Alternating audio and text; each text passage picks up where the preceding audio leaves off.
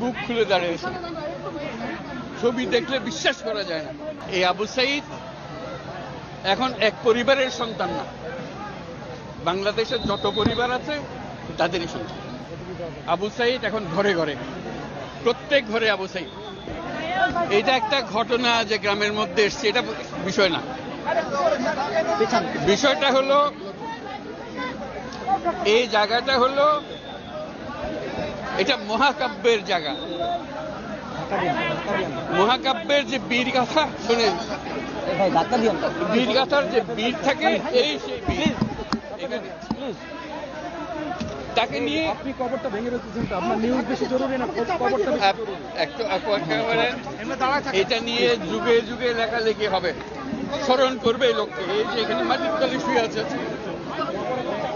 সেই সারা জাতির জন্য, ন্যায়ের জন্য